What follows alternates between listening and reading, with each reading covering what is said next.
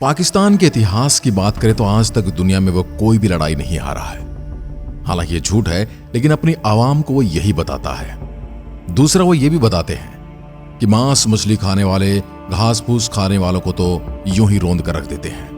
वो भारत के लोगों को घास फूस खाने वाला अक्सर कहते हैं और खुद को मांस मछली खाकर ताकतवर बताने की कोशिश करते हैं। लेकिन वो ये बात भूल जाते हैं कि एक भीड़ भरे इलाके में बॉम्ब बांधकर फट जाना बहादुरी नहीं होती। जब आमना सामना जंग के मैदान में होता है तो हश्र हर बार भारतीय सैनिकों ने उनका क्या किया है, यह हम आज की वीडियो में आपको बताएंगे।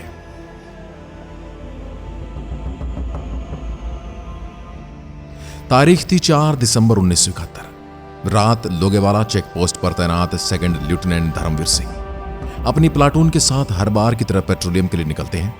धर्मवीर को हमेशा इस बंजर रेगिस्तानी इलाके में दूर दूर तक कोई नजर नहीं आता और न ही किसी की आवाज सुनाई देती है, क्योंकि दूर दूर तक पसरा है वहां पर सन्नाटा और रेत के धोरे।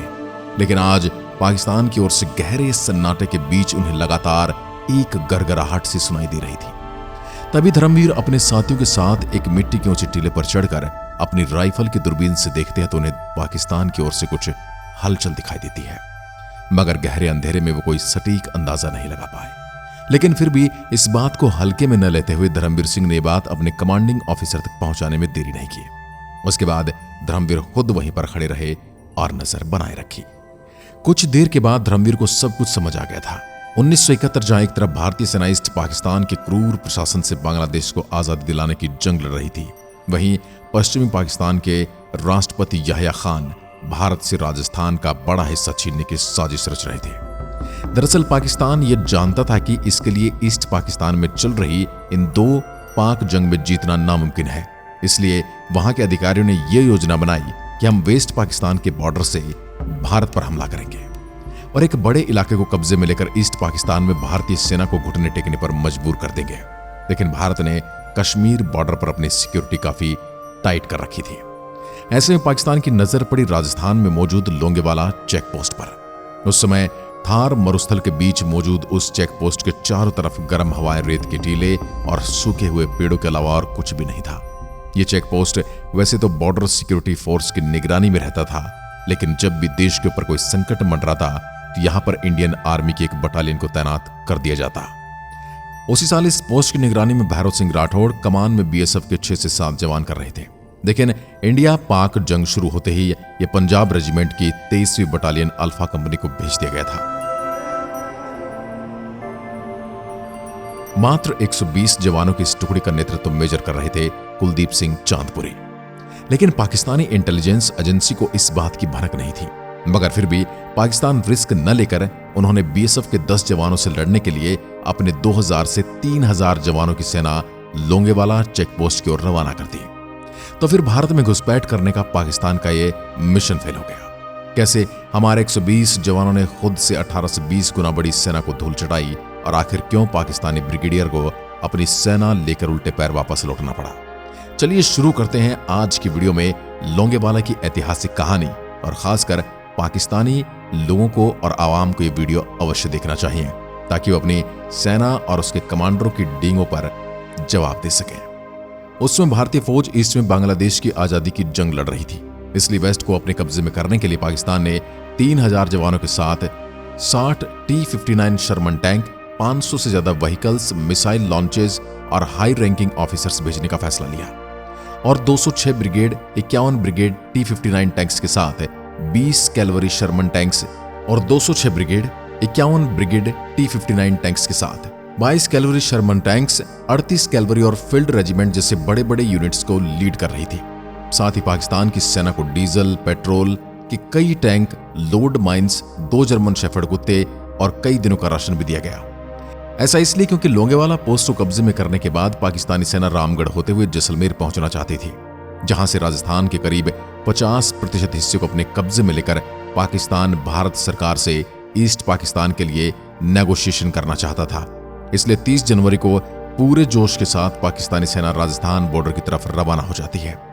लेकिन उन्हें क्या पता था कि लोंगेवाला चेक पोस्ट पर भारतीय जवान मौजूद हैं, जो उन्हें राजस्थान तो दूर की बात है बॉर्डर के पार 1 फीट इलाका भी अपने कब्जे में नहीं लेने देंगे।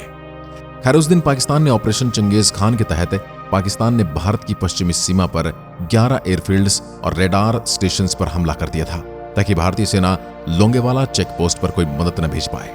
जैसलमेर पर कब्जा करने के इस ऑपरेशन का नाम रखा ऑपरेशन लब्बैक, जिसे कमान मेजर जनरल BM मुस्तफा के हाथ में थी। शुरुआत में पाकिस्तान ने यह प्लान बनाया कि ब्रिगेडियर तारिक मीर की अगुवाई में 2 बटालियन आगे बढ़ेंगी और लोंगेवाला को बाईपास करते हुए रामगढ़ में दाखिल होंगे, जिसके पास टैंक का एक यूनिट भी होगा।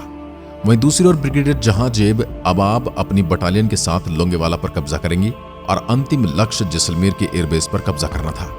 लेकिन एंड मोमेंट पर मेजर तारिक मीर ने प्लान बदलवा दिया और पूरी सेना को सामने की तरफ से ले जाने की बात रखी, क्योंकि उनका कहना था कि लंबा चौड़ा ऑपरेशन चलाने के बाद जब 3000 जवान सामने से कूच करेंगे तो बॉर्डर पर मौजूद भारतीय जवानों को धूल चटाने में देर नहीं लगेगी और फिर पक्की सड़क से होते हुए जैसलमेर तक पहुंचना काफी आसान होगा।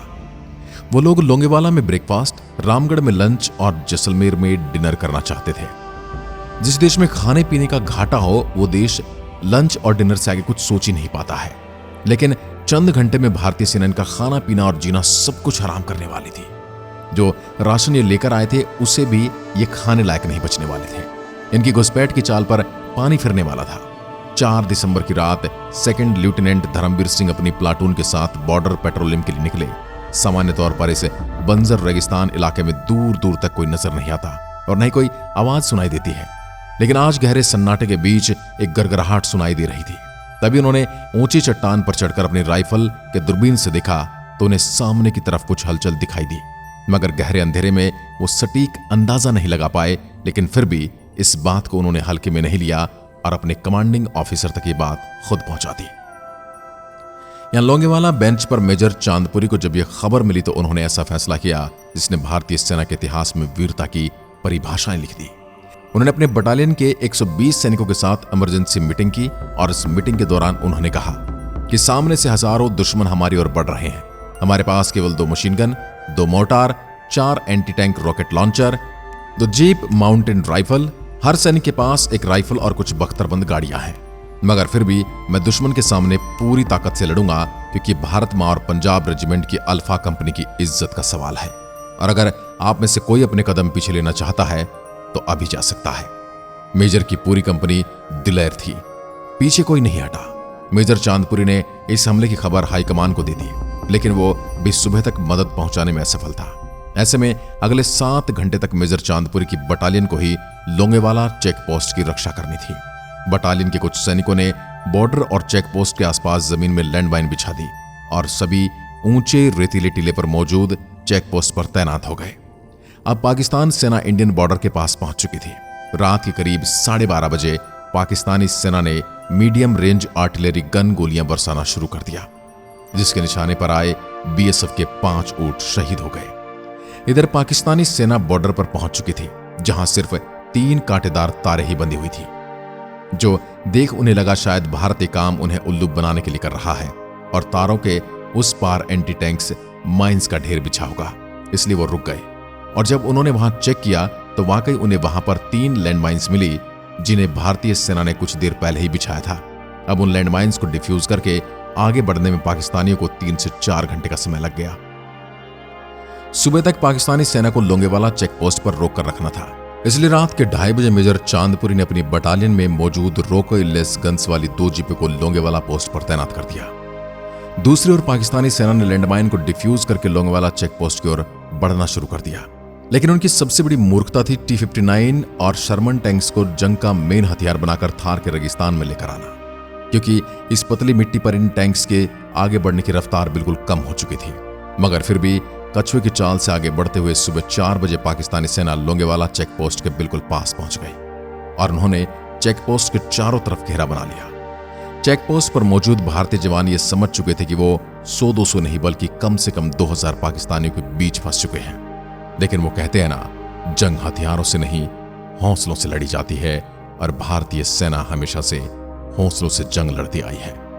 इधर पाकिस्तानी सेना लगातार गोलियां बरसा रही थी, लेकिन भारतीय सेना ने जब तक जवाबी हमला नहीं किया, जब तक पाकिस्तानी टैंक लोंगेवाला पोस्ट के करीब 30 मीटर पार तक नहीं पहुंचे। और करीब 4:30 बजे भारतीय सेना ने अपनी जीप माउंटेड रोकेल्स गन से हमला शुरू कर दिया।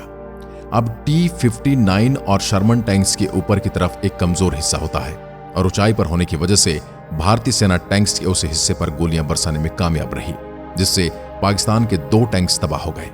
साथ ही इन गोलियों में टैंक्स के ऊपर बंधे डीजल और पेट्रोल के बम भी ब्लास्ट हो गए, जिन्हें पाकिस्तानी सेना आगे के सफर के लिए लेकर आई थी। इन धमाकों में चारों तरफ आग फैल गई, जिससे ऊंचाई पर बैठी भारतीय सेना को दुश्मन की मूवमेंट साफ पता चल रही थी, जिससे उन्हें सटीक गोलीबारी करने में काफी मदद मिली और उन्होंने पाकिस्तानी सेना के 5 और टैंक बर्बाद कर दिए। तब पाकिस्तानी सेना लोंगेवाला चेक पोस्ट के आसपास लगी रेलिंग के बिल्कुल करीब पहुंच चुकी थी, लेकिन वहां भी कुछ तारें बंधी हुई थी और पाकिस्तानी सेना को लैंडमाइंस का डर सता रहा था। इसलिए वो तार खोजने के लिए दबे पांव आगे बढ़ने लगे। इसलिए भारतीय सेना लगातार उन पर गोलियां बरसा रही थी। ऐसे में उनका आगे बढ़ना मुश्किल हो गया। दूसरी ओर एयरफोर्स मेजर चांदपुरी के सपोर्ट के लिए अपने एक Hawker Hunter 3 HAL Marut fighter jets को तैयार कर चुकी थी, जिन्हें ऑपरेट करने वाली 122 स्क्वाड्रन के पायलट सुबह होने का बेसब्री से इंतजार कर रहे थे। यहां लोंगेवाला चेक पोस्ट पर लैंडमाइंस क्लियर करने में पाकिस्तान सेना को पूरे 2 घंटे लग गए और करीब 6:30 बजे वो आगे बढ़ने की कोशिश में जुट गए। लेकिन जहां एक तरफ पोस्ट से भारत के 120 जवान सिपाही गोलियों की बारिश कर रहे थे, वहीं सूरज की पहली किरण के साथ भारत के 4 फाइटर जेट्स भी लोंगेवाला पोस्ट पर पहुंच गए और करीब 7:30 बजे आसमान से बम बरसाकर उन्होंने पाकिस्तान के 6 टैंक्स बर्बाद कर दिए। वहीं अब तक पाकिस्तान सेना के 100 से ज्यादा सैनिक मारे जा चुके थे, लेकिन फिर कुछ मिनटों के लिए भारत के फाइटर जेट गायब हो गए और इससे पाक को लगा शायद वो फ्यूल और हथियार लेने जैसलमेर गए होंगे। लेकिन तभी चारों जेट्स वापस आते हैं और उन्हें एक बार फिर से आसमान से कहर बरसाया, जिसमें दुश्मन के 206 ब्रिगेड, 51 ब्रिगेड, 22 कैवलरी और 38 कैवलरी जैसे सभी टुकड़ियां तितर बितर हो गई। अब पाकिस्तानी सेना डर से कांप उठी और बम बारूद से बचने के लिए सैनिक उल्टे पांव पीछे की ओर भाग निकले। सुबह 8 बजे भारतीय सेना की 2 टुकड़ियां लोंगेवाला बॉर्डर पर पहुंच चुकी थी। करीब पाकिस्तानी सेना के 2 टुकड़े ने अपोजिट डायरेक्शन से लोंगेवाला पोस्ट पर हमला करने की नाकामयाब कोशिश की, लेकिन वो सफल तो हो ही नहीं सकते थे। वहीं उनके 40 टैंक्स भी तबाह हो चुके थे, जो देख ब्रिगेडियर तारिक मीर समझ चुके थे कि अब उनकी दाल गलने वाली नहीं है। इसलिए उन्होंने ऑपरेशन को वहीं रोक दिया और पाकिस्तानी सेना छिपते छिपाते फिर से पाकिस्तान बॉर्डर क्रॉस करके वापस अपने मुल्क भाग जाती है। पाक ने इस बीच 300 गाड़ियां लोंगेवाला पोस्ट पर छोड़ दी और 200 गाड़ियां भारत हमले में उनकी राख हो गई। इस तरह अपने ही मिशन में पाक फेल रहा और भारत की इस मिशन में जीत हो गई। पाक, जो कि राजस्थान पर कब्जा करने के लिए आया था, उसके सैनिकों को रेगिस्तान में धूल चाटनी पड़ी। इस जंग में 2 भारतीय सैनिक और 5 ऊंट शहीद हुए। वहीं भारतीय सैनिकों ने पाकिस्तान के 200 हमलावरों को मौत के घाट उतारकर उनका भारी नुकसान किया। आज की वीडियो में बस इतना ही। जय हिंद, जय भारत।